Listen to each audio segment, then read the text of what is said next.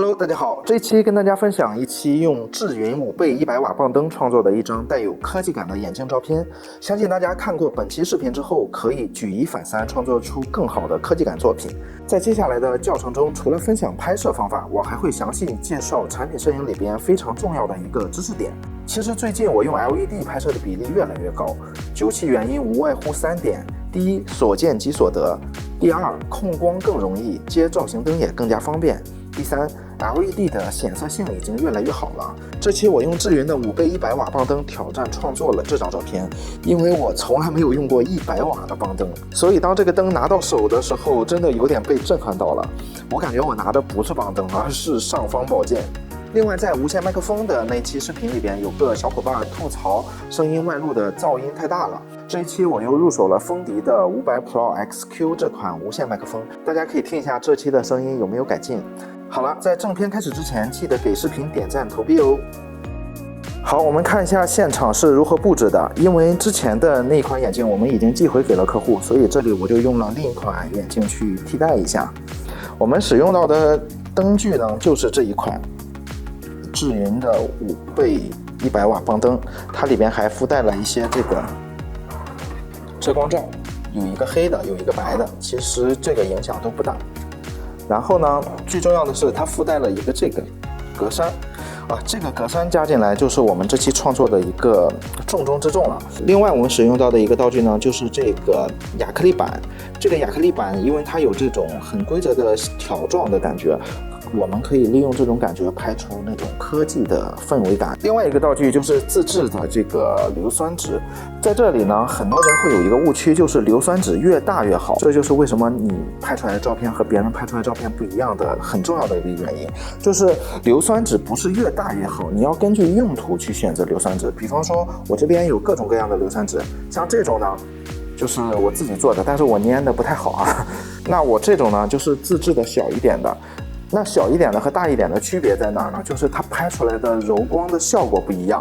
如果你只是想让它柔化一下光线，但是你又不想让场景里的对比度下降的太多，那你就可以用小一点的这个硫酸纸去给它这样补光。好，接下来的视频里边我会详细去演示。为了拍摄效果，我先把现在的这个灯关掉。好，我们现在看一下我们相机里的效果。相机用的是 Z6， 镜头是50。我们看一下，现在这里面它是没有光线的，对吧？我们现在打开我们的这个棒灯。好，我们现在打开棒灯，看到它现在已经亮了，已经有这个感觉了。在棒灯的设置里面呢，我给它设置的是5600K 的色温，而没有选择像效果图里边直接打一个蓝色。这样做的目的是什么呢？因为蓝色的光，它的光质打出来并不是特别好。如果你用蓝色的光去打图呢，你在后期的时候很可能它就很难去修。所以我们在前期打光的时候，还是用了这个正常的一个色温去打，然后我们后期其实通过曲线啊，或通过可选颜色啊之类的工具，可以很容易把它变成一种蓝色的色调。你可以看到，其实灯位在这样的时候它是不好看的。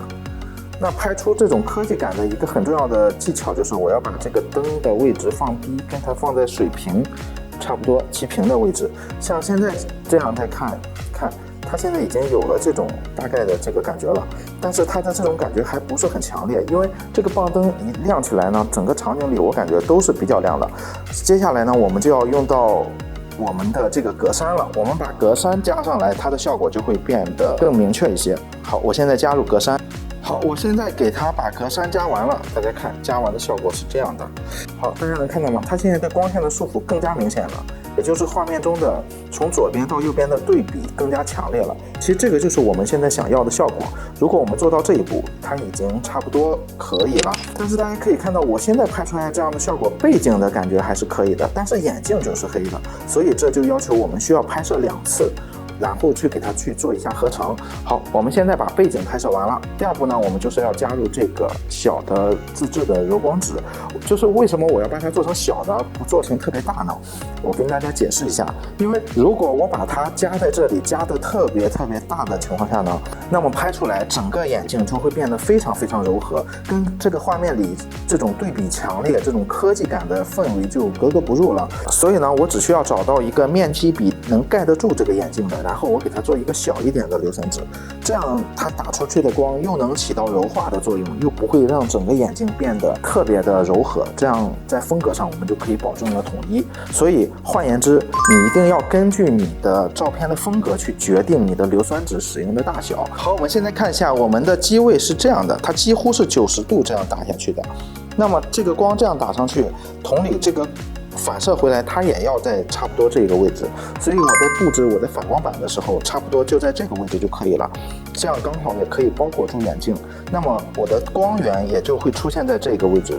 好，我们现在确定好硫酸纸的位置之后呢，我们现在就再给它加入灯光。灯光这个时候我们就不能加格栅了，不然它的亮度会降低太多。我们把这灯光这样打在这个位置。好，大家看一下，现在我加入棒灯之后的效果，这个眼镜是不是被整体都照亮了？你可以通过不断调整这个棒灯的位置，还有这个硫酸纸的位置，去调整这个灯光的效果。好，我们找到一个合适的角度。好，现在我们拍摄一张。好，我们现在把这2张合成之后，再做一定的调色，就可以得到我们这期的效果了。不知道有多少小伙伴坚持看到这里了，本期视频到这里就结束了。看在制作视频不易的份上，大家赐我一个3连吧，非常感谢。我们下期干货再见喽。